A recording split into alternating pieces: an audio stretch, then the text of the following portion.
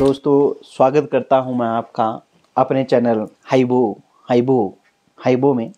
तो आज हमारे साथ जो हमारे आज के जो गेस्ट हैं वो जुड़ चुके हैं। तो ये जो गेस्ट आए हुए हैं, ये कुल्लू से आए हुए हैं। ये इनकी जो कुल्लू में है, इनकी बहुत ज़्यादा महानता है। वहाँ पर बहुत ज़्यादा ये काम करा हुआ है, नेगेटिविटी वगैरह निकालने के लिए बहुत काम किया हुआ है इन्होंने। तो ये जो हैं ये इंट्रोडक्शन के मोहताज नहीं हैं। तो ज़्यादा टाइम आप लोगों का ज़्यादा वेस्ट ना करते हुए सीधे जो हमारा जो टॉपिक है उस पे आता हूँ मैं। तो सबसे पहले गुरुजी, मैं आपसे पूछना चाहूँगा कि ये भूत और प्रेत क्या है? देखिए, हम बात करते हैं भूत और प्रेत की। जी। आपने देखा होगा कि जब भी कोई भी व्यक्ति अगर मरता है तो मरने के बाद तेरहवीं से पहले हर जगह पे हम लोग पत्थर पे एक ही बात लिखते हैं। हम लोग लिखते हैं स्वर्गीय फलाना फलाना नाम, स्वर्गीय रामदास, स्वर्गीय ये। तो आपने कभी उधर लिखा कि नरकीय रामदास या नरकीय रामलाल? नहीं लिखते हम लोग। हम सिर्फ क्या लिखते हैं, चाहे जितना मर्जी अब पापी हो, जितना मर्जी अपराधी हो, 100 खून किए हो, लेकिन हमेशा लिखा जाता है स्वर्गीय। जी। तो स्वर्ग और नरक, पहली बात तो हम कहते हैं कि स्वर्ग में अच्छे लोग रहेंगे जिन्होंने अच्छे काम किए, और जिन्होंने बुरे काम किए वो रहेंगे नरक में। कहा जाता है कि भूतों के लिए नरक बनाया गया है और अच्छे कर्म करने वालों के लिए स्वर्ग बनाया गया। और पुरानी मान्यता ये भी है कि जो भूत है, भूत पाताल लोक में रहते, अंदर धरती के अंदर, ठीक है ना। अगर धरती के अंदर हम लोग जाएं तो हम लोग कहते हैं कि पाताल लोक में भूत रहते थे, वहीं से ऊपर को आते रहते। तो मरने के बाद की अगर हम बात करें कि मरना, पहले तो हमें ये जानना पड़ेगा कि मरना क्या है, क्योंकि हम सीधे नहीं जा सकते टॉपिक पे। हर एक की एक सीढ़ी होती है, सीढ़ी दर सीढ़ी हम पहुंच सकते हैं कि भाई भूत प्रेत होते कि नहीं। भूत प्रेत होते जरूर है। जैसे हर जगह आप क्या करते हैं, मैं आपसे कहूं कि अंधेरा होता है, आप कहेंगे हाँ जी अंधेरा होता है। लेकिन मैं आपसे कहूं कि अंधेरा नहीं होता, लेकिन आप कहेंगे ऐसी कैसी बात कर रहे हैं आप कि अंधेरा नहीं होता। जी जी। अंधेरा इस दुनिया में है ही नहीं, सिर्फ और सिर्फ क्या है, उजाला है, लाइट है। जब अंधेरा हट जाए तो उस जगह पे, उस जगह को घेरने जो चीज आती है उसको कहते हैं अंधेरा। उसी तरह से भूत प्रेत क्या होता है?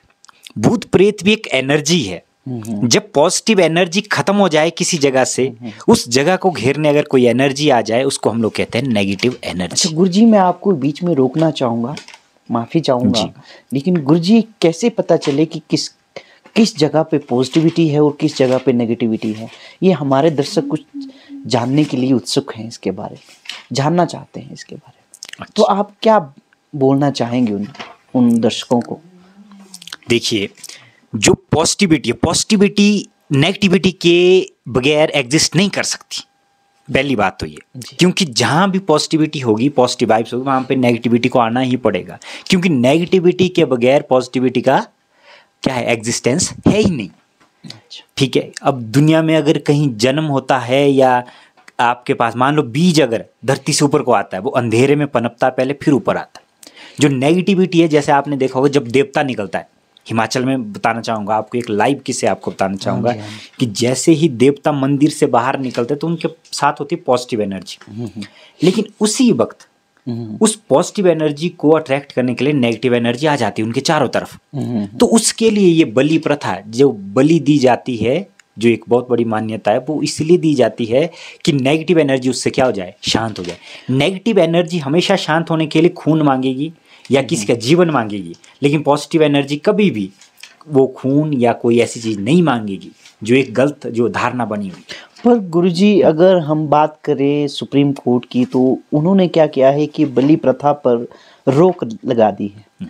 तो आप क्या बोलना चाहते हैं, वो सही किया है या गलत किया है? कुछ यहाँ पर जो आपके जानवर लविंग होते हैं या जानवर प्रेमी जो होते हैं, वो इसके बारे में लगातार आवाज़ उठाते रहते हैं कि बलि जो है, वो बलि देना जो है वो पाप है, ऐसा करना ठीक है या गलत है। तो इस पे आपके क्या विचार हैं गुरुजी, क्या बोलना चाहेंगे आप? देखिए, जो सुप्रीम कोर्ट को अध्यात्म का कोई भी नॉलेज नहीं है। ऐसी कोई धाराएं नहीं बनी जो अध्यात्म के लिए बनी हो। सुप्रीम कोर्ट को नहीं पता कि एनर्जी क्या है, इवन साइंस भी अगर बात करता है, साइंस एनर्जी की बात करता है कि नहीं एनर्जी एग्जिस्ट करती है, ये दुनिया, ये मटेरियल, हर चीज़ ये किससे बनकर बना, कोई भी मैटर हो इस दुनिया में वो एनर्जी कंसिस्ट करता है। लेकिन सुप्रीम कोर्ट कभी भी अध्यात्म के बारे में दखलंदाजी नहीं कर सकता।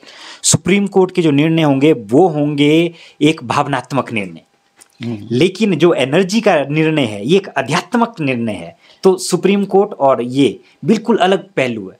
आप देख रहे होंगे कि किसी जानवर को, बेसहारा जानवर को काटा जा रहा है, दया तो आएगी, ये भावनात्मक निर्णय है। भावनात्मक निर्णय क्या होगा, सारे लोग क्या होंगे, दुखी होंगे, आहत होंगे।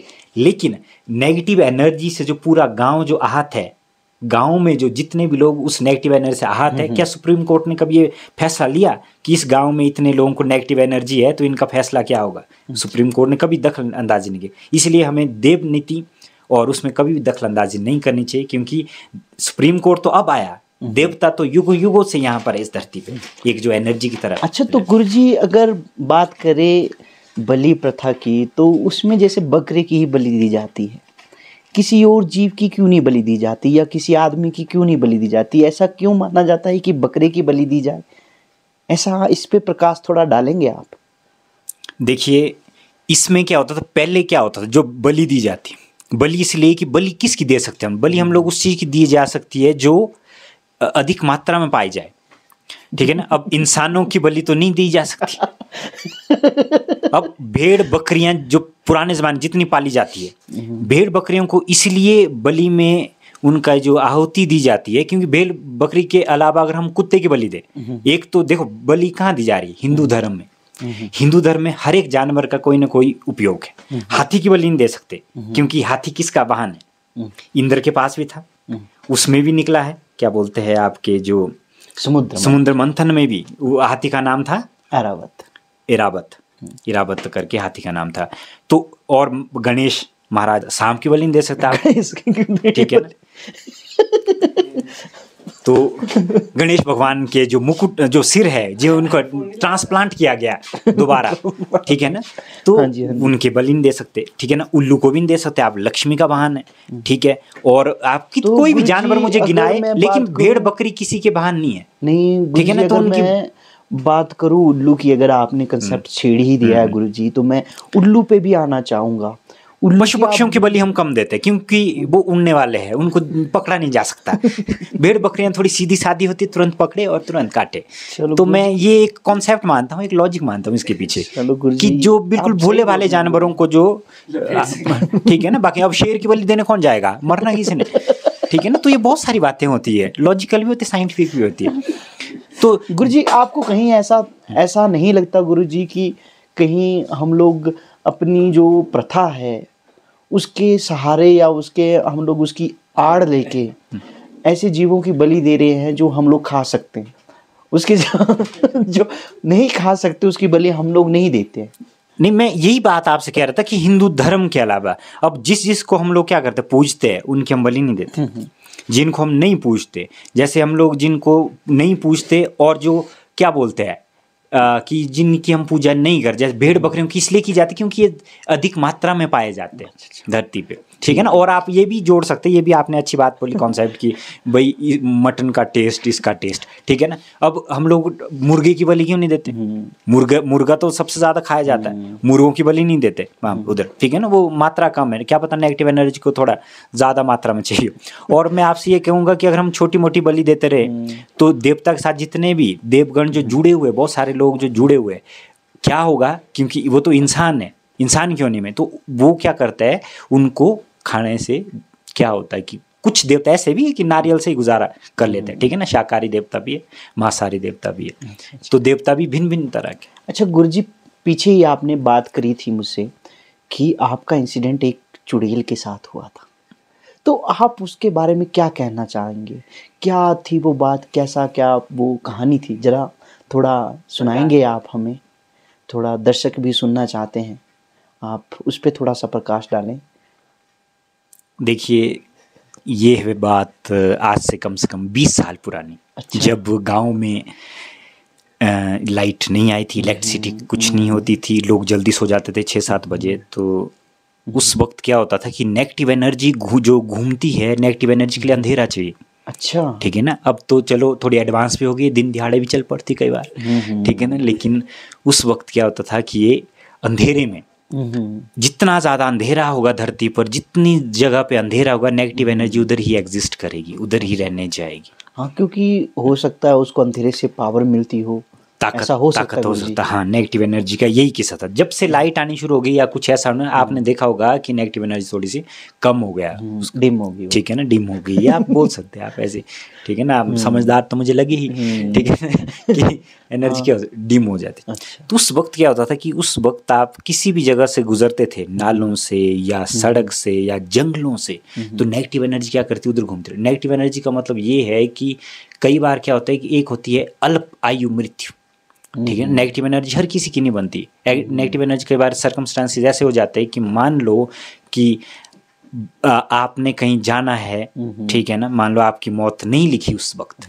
और आपकी जो डेथ है, आपकी डेथ क्या होगी, आपकी उम्र से पहले होगी, ठीक है ना। गुरुजी, अगर मैं आपसे एक, मेरी खुद की जिज्ञासा है एक गुरुजी आपसे पूछने की, कि गुरुजी जैसे बोला जाता है कि जो भी होता है वो भगवान की मर्जी से होता है, जो उसने लिखा होता है तभी मौत आनी होती है। तो गुरुजी, ये अल्प जो आयु होती है, या मतलब जो अकाल मृत्यु होती है, उसका क्या कंसेप्ट होता है? क्या वो पहले से रिटर्न होती है या बाद में, मतलब ऐसा है कि वो पहले ही मर गया, ऐसा कुछ कंसेप्ट होता है क्या गुरुजी? नहीं, देखिए ये क्या होता है कि पहले तो आपको ये जानना पड़ेगा कि आपका धरती पे पर्पस क्या है। आपका जो जन्म हुआ है धरती पे, हो सकता है कि आपने जो जन्म लिया, आपका धरती पे थोड़ा सा ही कंट्रीब्यूशन हो, आपका कंट्रीब्यूशन बहुत कम हो सकता है आप 20 साल में चल जाए या 21 साल में चल जाए, ये नहीं पता किसी को। लेकिन भगवान ने ये कहा कि जब कोई व्यक्ति या कोई आत्मा किसी शरीर में धरती पर आ जाती है, उसके बाद मैं उसके दखलंदाजी नहीं करता उसके कर्मों पर। मरने को क्या, मरने को आप अभी छलांग मारो नीचे, मैं बता दूंगा कि आपकी अल्पायु आई कि नहीं आई, नहीं, ठीक है ना। तो गुरुजी इसमें क्या मतलब पहले एक्सपेरिमेंट करना पड़ेगा तभी पता चलेगा कि अल्पायु है कि नहीं है? ये तो ऐसा हुआ कि जैसे आपने मान लो आपने ये कहा कि भाई भगवान क्या चीज पहले लिखता, भगवान कभी पहले नहीं लिखता कोई चीज। ये इंसान है जो अपने कर्मों के माध्यम से अपनी जिंदगी को लिखता है। तो ये ऐसा है जैसे गुरुजी सुना है, कुछ लोगों से सुना है, वो बोलते हैं कि जो भी होता है भगवान की मर्जी से होते हैं। अब अगर ऐसा सोचा जाए कि मृत्यु, नहीं, देखो जो भी होता भगवान की मर्जी से नहीं होता, ठीक है ना। जो भी होता है वो इंसान के अपने कर्म होते हैं, ठीक है ना। भगवान इतने वेले नहीं बैठे कि हर आदमी को ढूंढने बैठे और फिर उसके साथ ये, कुछ लोग बोलते मेरे साथ बुरा होता है, फिर भगवान तो गुरुजी बाकी लोग ऐसा क्यों बोलते हैं? कौन से बाकी लोग? सभी लोग ऐसा क्यों बोलते हैं? देखिए ये जो है ये हमारी क्या होती है, अगर हम धर्म, अब किसी ने ये सीखी है ना, किसी से सुनी होगी बात, कोई एक्सपेर कि अपने ऊपर तो नहीं बीती हुई, ये हमने जो भी हमने किसी से सुना हुआ है या कुछ भी ऐसा है, वो क्या है, वो उधार लिया हुआ ज्ञान है। उस ज्ञान से हम लोग सत्य तक नहीं पहुंच सकते। सत्य का ज्ञान तो वो है जो आप क्या करे, खुद से महसूस करे, खुद से उजागर करे, उसको बोलते हैं सत्य का। मतलब वो अनुभव के, वो अनुभव, वो उधार लिया गया है, वो किसी की बातें हैं जो आपके ऊपर थोपी गई है और आप उसी बातों को लेकर आगे चलते जाते हैं कि भाई भगवान ऐसा करता है, भगवान ने ऐसा करा है। अब भगवान क्या है, ये आग भी तो भगवान है, यही आग आपको जिंदगी भी देती है, यही आग आपको मौत भी दे सकती है। कब दे सकती है? तो लोग तो यही बोलते हैं कि कण कण में भगवान विद्यमान है। तो अब कौन सी बातें गुरुजी हम लोगों की माने और कौन सी बातें जो हैं वो हम अपने अनुभव से या कहीं और से या अपने अनुभव के द्वारा सीखे, हम इस पे थोड़ा सा प्रकाश डालिए आप।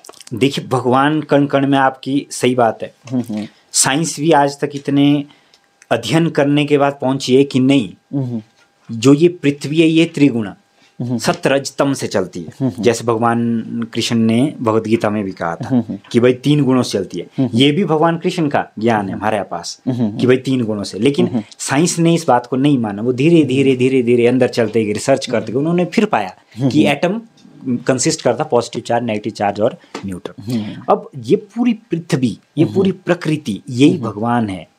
भगवान के भी हर चीज के 2 किनारे हैं। एक किनारा वो है जो दिखता है और एक किनारा वो है जो नहीं दिखता, ठीक है। जैसे एक किनारा हम लोगों ने जिंदगी, हमने जन्म लिया तो आप दिख रहे हैं मेरे को, लेकिन एक किनारा आपका मौत का है, वो मेरे को नहीं दिख रहा है कब होगी मौत, जिसकी हमने अभी बात की। उसी तरह से भगवान भी दिख रहा है, वो है प्रकृति में। अच्छा। हर कण कण में ये भगवान का दृश्य जो दिख रहा है, और एक है भगवान का जो नहीं दिख रहा है, जिसको लोग ढूंढ रहे हैं कि यार भगवान कहाँ है, हमने देखना था, दर्शन अच्छा। कहाँ है। एक तो भगवान की ये हुई प्रकृति, वो दिख रहा है वो हिस्सा।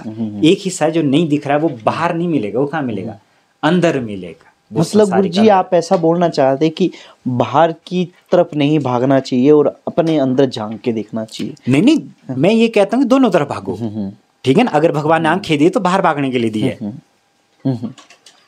आंखें दी क्यों देता भगवान? बाहर भागने के लिए दी है कि भाई मजे ले लो, संसार के मजे लूटो, सारे मजे लूटो।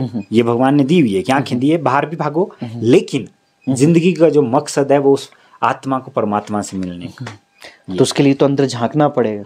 अंदर झांकने का मतलब ये है कि जब आप क्या करें, एक्सेप्टेंस चाहिए, आपको एक्सेप्ट करना पड़े हर चीज को। गोबर में भी भगवान देख सकते हैं आप, मिट्टी में भी भगवान देख सकते हैं आप, कूड़े करकट में भी भगवान। जब आपको हर जगह भगवान दिखना शुरू हो जाए, हर जानवर हर इंसान में भगवान दिखना शुरू हो जाए, तो उस दिन वो यात्रा बाहर से अंदर की तरफ शुरू हो जाती है। अच्छा अच्छा। जैसे अभी जो ये रिंकिया है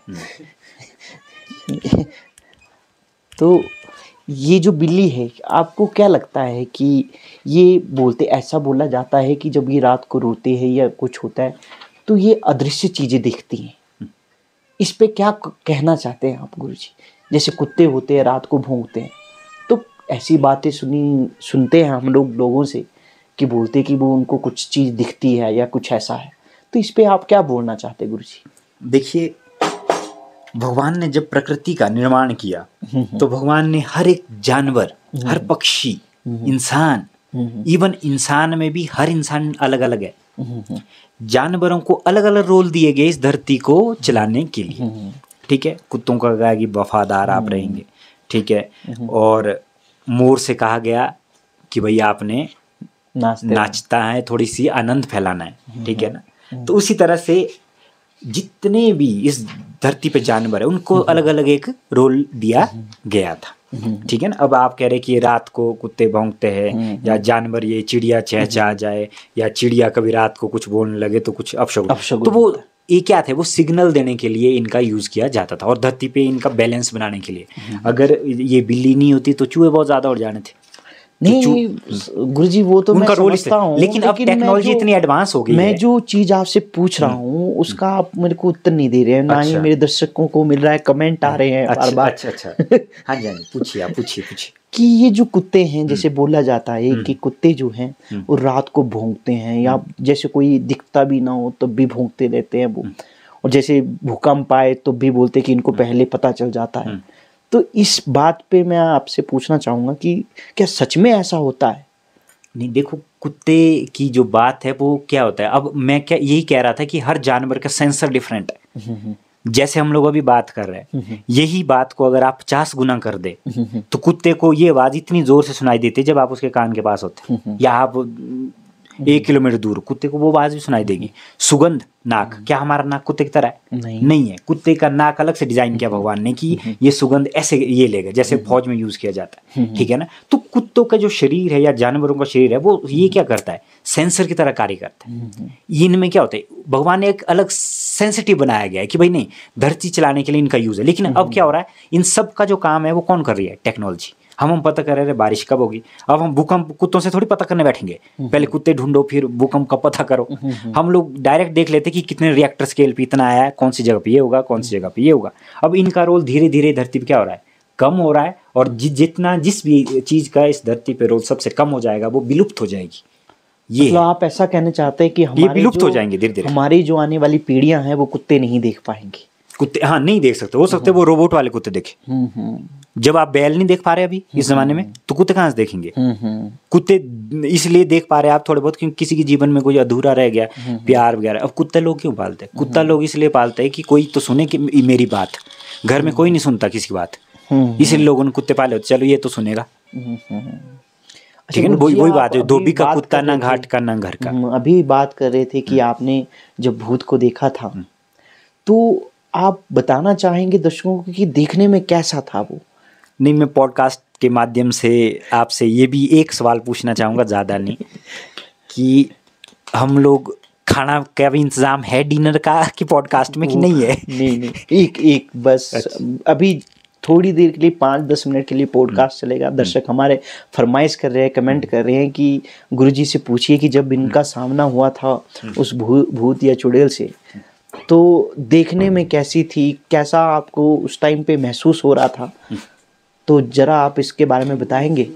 देखिए, भूत जब भी वो किसी के समक्ष आते हैं या सामने आते हैं, भूत हमेशा अच्छा बनकर सामने आता है। ये भूत की एक खास बात होती है। अच्छा। क्योंकि भूत तो भूत होता है, वो इतना भद्दा दिखने में होता है या इतनी दुर्लभ देखने में होता है, ठीक है ना। कोई भूत अपनी शक्ल शीशे में नहीं देख सकता, इसलिए चिख मार सकता है, ठीक है ना। इसलिए शीशा कभी नहीं रखते, शीशे टूट जाते हैं एनर्जी के सामने, चाहे भूतों वाली हो, चाहे आपने देखी होगी प्राण प्रतिष्ठा वाली, कोई भी एनर्जी अगर शीशे के सामने आ जाए तो वो टूट जाती है, रिफ्लेक्ट होती है। साइंस का रूल है कि टोटल शीशा क्या होता है, टोटल रिफ्लेक्टर, एनर्जी इसके ऊपर गई और सारी एनर्जी वापिस, ठीक है।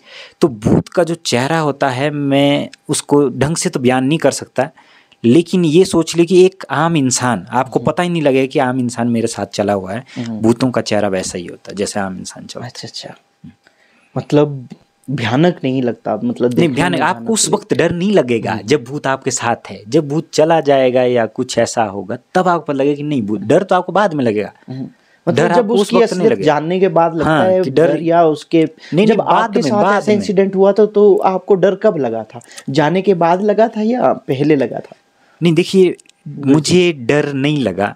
मैं आप मेरी बात से सहमत नहीं होंगे। नहीं, तो नहीं, अब आप इतने बड़े पैरानॉर्मल एक्सपर्ट हैं तो हम तो कुछ बोल नहीं सकते। आप मेरी बात से सहमत नहीं होंगे कि मुझे जो डर, जब आपकी ये बात मैं सुन रहा हूँ तो मेरे तो खुद के रोंगटे खड़े हो रही है कि साथ में आपके भूत चला और आपको डर नहीं लग रहा।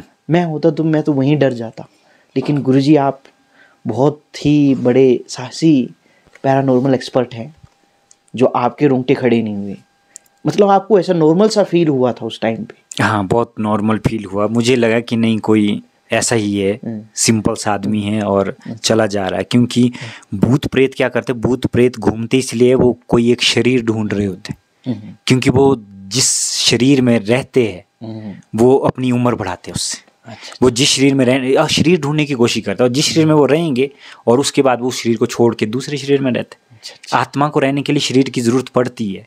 जैसे हमारे तो अगर गुरुजी, अगर हम लोग भूत प्रेत की बात करें तो अगर इनसे छुटकारा पाना हो या इनसे ऐसा, तो कुछ ऐसा तरीका बताइए, मतलब आप, कि कैसे हम लोग इनसे दूर रह सकते हैं, नेगेटिविटी से दूर रह सकते हैं।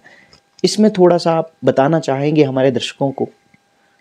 देखिए, हम लोग बात करते हैं और देवताओं की करते हैं कि नहीं करते? हाँ जी। तो भगवान ने क्या किया, जितने भी देवी देवता थे, मोक्ष तो उनको भी मिल सकता था। कई देवी देवता ने ऐसे ऐसे काम किए होंगे जिनसे उनको मोक्ष दिया जा सकता था। लेकिन इस धरती को अध्यात्म से लड़ने के लिए, इस धरती पर जिस तरह से हम लोगों को चोरों से बचाने के लिए पुलिस रखी गई है, उसी तरह से अध्यात्म के क्षेत्र में या आध्यात्मिक जीवन में उस एनर्जी से लड़ने के लिए हर एक गांव, हर एक क्षेत्र, हर एक जगह, हर एक जिला, हर एक तहसील, हर जगह पर देवी देवताओं का निवास है और उनके मंदिर बनाए गए हैं और उनकी पूजा की जाती है। और हर एक देवी देवता को एक स्थान में बांधा गया है कि इस क्षेत्र में जो कुछ भी नेगेटिव एनर्जी आएगी या कुछ भी ऐसा होगा, उसको आप ही देखेंगे, आप ही सर्वोपरि रहेंगे। वो जो देवी देवता है वो ही संभालेंगे। इसीलिए तो देवी देवताओं की पूजा इतनी है। अगर देवी देवता नेगेटिव एनर्जी से नहीं लड़ेंगे तो उनकी पूजा कौन करेगा? इसीलिए नेगेटिव एनर्जी भी रहेगी, लेकिन देवी देवताओं का जितना योगदान हमारे हिमाचल में, कहूँ मैं आपसे, जितना हिमाचल में है, उनको हम लोग एज ए क्या कह सकते हैं, एक ऐसी एनर्जी जो हमें बचाती है नेगेटिव एनर्जी से, देवी देवताओं से। बस तो उनकी पूजा को अब हम आपसे विदा लेते हैं, क्योंकि अभी का समय जो है वो 8:45 हो गया है। तो अगले पॉडकास्ट में हम लोगों की दोबारा से मुलाकात होगी। हमारे गेस्ट जो हैं श्री 108 महंत गोम्पा महाराज जी का मैं बहुत अभिनंदन करता हूँ, आभार व्यक्त करता हूँ। और ये जो बातों का सिलसिला है ये अगले टेलीकास्ट में भी जारी रहेगा। तो दर्शकों, आपका बहुत बहुत धन्यवाद। और जितना हो सके आप इस टेलीकास्ट को, पॉडकास्ट को जितना प्यार दे सकते हैं अपना दें, और शेयर एंड लाइक करें। धन्यवाद।